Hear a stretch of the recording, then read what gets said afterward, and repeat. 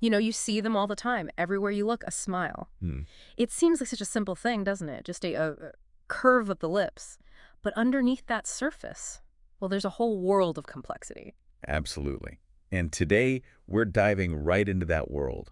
We're drawing from a really interesting conversation called Smile Talks.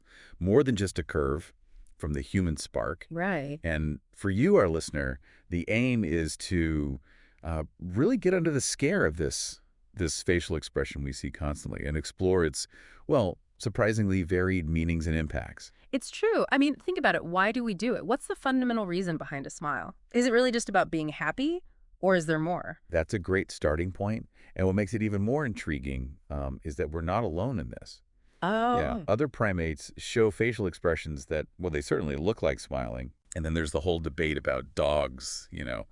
Do our canine companions actually smile? It's actively discussed. So when we look at the human smile, we're really examining a very nuanced version of something potentially quite ancient. Okay, so nuance. That feels key here. Because it hits me that a smile isn't just one thing, is it? Not at all. It can clearly show joy, sure, but it can also just be, polite, a social thing, Right, a lubricant for interaction. or even a way to show sarcasm. Yeah. Sometimes you get that feeling. Definitely. Or nervousness. It can even be sort of a subtle way of asserting dominance in some situations. How can one simple facial movement carry so much potential meaning and, like you said, sometimes hide what's really going on inside? Well, that's where it gets really interesting, this uh, potential disconnect between the outward display and the internal reality. Yeah. We even have a term for it, something called smiling depression. Yeah, where individuals who are actually experiencing depression manage to present this, you know, cheerful exterior. It really just underscores that a smile isn't always a reliable indicator of someone's true emotional state. That makes you think, doesn't it, about all those interactions we have day to day, or even the faces we see online on social media. Exactly. How often do we really know what's behind the smile? It makes you reflect on your own observations, for sure. How many times have you seen a smile and maybe sensed there was something else going on? Hmm. It really highlights the power of a smile, not just in what it shows, but maybe also in what it can conceal. True. But then flipping that, we also know that smiles can have a really positive effect, right? Absolutely. You hear about them being contagious. It really can be. And there's actual science suggesting that just the act of smiling can lift your spirits, even if it feels a bit put on at first. Yes. What's fascinating there is the facial feedback hypothesis. Think of it this way. Our facial expressions don't just reflect our emotions. They can actually play a role in shaping them. So making the face can change the feeling. Sort of, yeah. The physical act of smiling can trigger the release of certain neurotransmitters in the brain. Like what? Things like endorphins, Yeah. the body's natural pain relievers and mood Yeah. boosters, Right, right. and serotonin, which helps regulate mood, and dopamine, which is often linked to pleasure and reward. So that physical action can actually send a signal back to your brain. It's almost like your face is talking to your brain, saying, hey, maybe things aren't so bad. In a way, yes. I remember reading this a slightly bizarre tip ages ago, something about holding a pencil horizontally between your teeth Oh, yeah. to kind of force the muscles into a smile shape. And the idea was that even doing that could supposedly have a subtle positive effect on your mood. Huh. It sounds silly, I know, but it's a tangible, if maybe slightly ridiculous, illustration of this physical emotional link, isn't it? It really is. Yeah. And beyond this individual impact, smiling is just so fundamental to how we connect with each other. How so? Well, it's a primary nonverbal signal, isn't it? Uh, It tells people we're safe, that we're approachable, that we come in peace, so to speak. Absolutely. And think about how early it develops. Babies start smiling incredibly early on. It's amazing, yeah. And it's such a key part of that initial bonding process with parents, with caregivers. It's one of their first ways of communicating, really, saying, I'm okay, I like you. Exactly.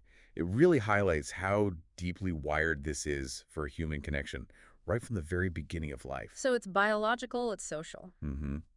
Now, if we connect this back to the broader human experience, it's also fascinating to consider how the norms around smiling can differ quite a bit across cultures. Ah, that's a really important point. Yeah, what might be considered a totally friendly and normal level of smiling in one part of the world could be interpreted very differently somewhere else. Give me an example. Well, okay, in the United States, for instance, smiling at strangers is pretty common, right? You walk down the street, you might exchange smiles. Yeah, generally. But in some parts of, say, Eastern Europe or Asia, that same level of outward smiling, especially towards strangers, might be less frequent. And how might it be seen?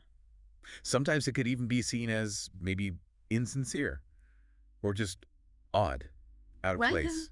And it's so important not to jump to conclusions, isn't it? Absolutely critical. Yeah. Not to equate those differences with a lack of warmth or friendliness. It's just different rules. Exactly. These are simply different cultural conventions for how emotions are expressed publicly.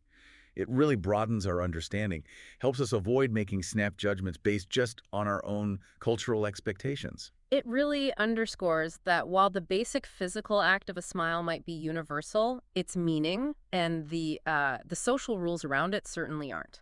Well put. But despite all these variations, these nuances, it's still hard to deny the fundamental power of a smile, isn't it? Definitely not. I mean, it doesn't cost a thing, literally nothing, yet it can genuinely brighten someone's day. This raises a really interesting point for you, our listener, to think about. Can you recall a specific time when a genuine smile from someone else, maybe even a complete stranger, really had a positive impact on your mood? Just reflecting on those moments can really bring home the power of this seemingly small gesture. Oh, without a doubt. I can think of times. And it makes you want to pass it on, doesn't it? It often does. I've found myself sometimes consciously trying to smile at people I encountered during the day. You know, the barista making coffee, someone walking by. And what happens? Often you get that smile right back. And it's just this little spark, this tiny moment of positive connection in the middle of everything else. It's a simple thing, but powerful. So, considering all this, Yeah. the potential power, the impact we've discussed, it leads to an interesting question, maybe for you, the listener again. Should we be more intentional about when and how we choose to smile? That's a great question to ponder. Given its effects, should we use it more mindfully? Yeah, I think there's definitely value in being more conscious of it, yeah. But, and this feels important, I also believe authenticity is paramount. Mm-hmm.